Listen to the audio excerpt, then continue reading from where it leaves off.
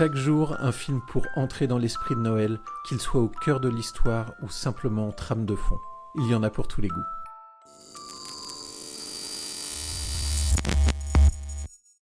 Aujourd'hui, on va vous parler de Klaus, film d'animation de Sergio Pablos, film d'animation de Netflix, sorti en 2019. Vianney, le synopsis ? J'espère, un facteur égoïste et paresseux est envoyé par son père dans un village isolé et hostile pour prouver qu'il peut réussir. Là-bas, il rencontre Klaus, un mystérieux fabricant de jouets, et leur improbable amitié va transformer la ville et donner naissance à une tradition magique, Noël. Que dire du casting et du réalisateur, Greg ? Alors, le réalisateur, c'est Sergio Pablos, c'est un réalisateur espagnol. C'est son premier long métrage. Avant, il avait travaillé sur les scénarios de Moi Moche et Méchant et Yeti et compagnie. Donc d'autres films d'animation. Au niveau du casting, on est avec Jason Schwartzman, Rashida Jones, J.K. Simmons. Au niveau du casting français, on est avec Alex Lutz et Ludivine Sagnier. Le rapport avec Noël étant évident, pourquoi regarder ce film, Greg ? Déjà pour l'animation en elle-même, qui est très très belle. Honnêtement, le film est très bien animé, les dessins sont très beaux, très belles couleurs. Donc ça déjà c'est un très bon point. Il y a un petit côté un peu Coraline, j'ai trouvé, pour ceux qui connaissent, surtout en fait parce que Jasper arrive dans un village en fait qui est assez sombre, où deux familles sont en opposition, et tout le côté un peu sombre fait un peu penser à Coraline dans l'esprit, un peu dans le graphisme. Ensuite, ce qui est intéressant dans Klaus, c'est l'humour, et l'humour qu'on retrouve dans la reprise de la mythologie du Père Noël, où on retrouve en fait des éléments comme la liste de jouets, les enfants qui ne sont pas sages, qui n'ont pas de jouets, le passage dans la cheminée, ce genre de choses. En fait, dans Klaus, ils expliquent à leur manière d'où viennent ces légendes, on va dire, et du coup le traitement est assez marrant. Le film est plutôt très drôle et assez touchant. Est-ce que, donc, je présume qu'on peut regarder le film en famille ? Il n'y a pas de violence, pas de choses comme ça. Non, oui, on peut regarder totalement en famille. Le film est pour enfants, il est très bien aussi pour adultes. C'est un film qui a été nommé aux Oscars à sa sortie. Il a perdu face à Toy Story 4, mais par contre, même année, il a été élu meilleur film d'animation au BAFTA en Angleterre. Donc c'est quand même, voilà, on montre un certain niveau, on va dire.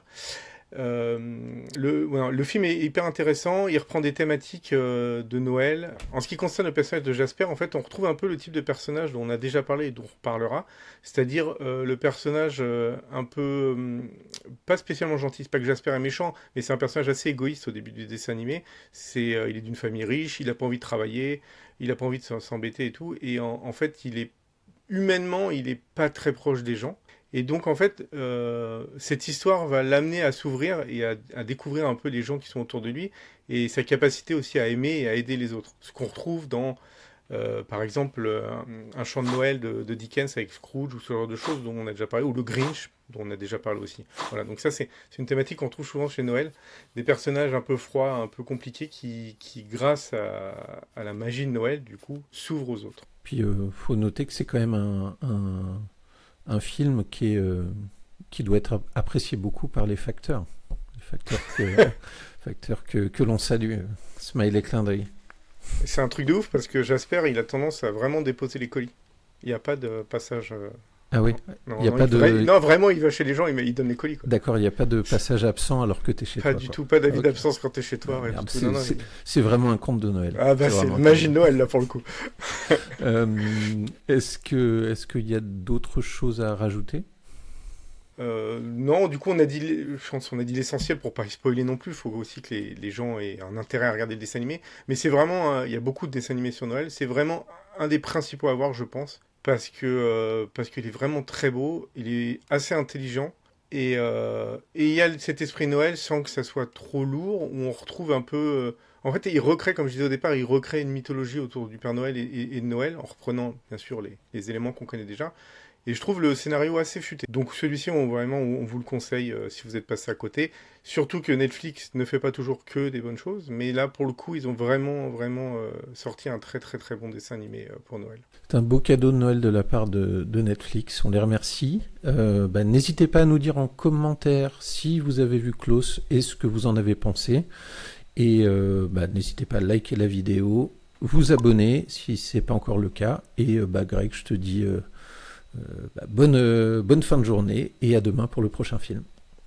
À demain. Bah, qu'est-ce qui se... Pas un mot. Contentez-vous d'être magique, formidable et tout le tralala. Abonne-toi à la chaîne pour ne pas manquer les prochaines vidéos.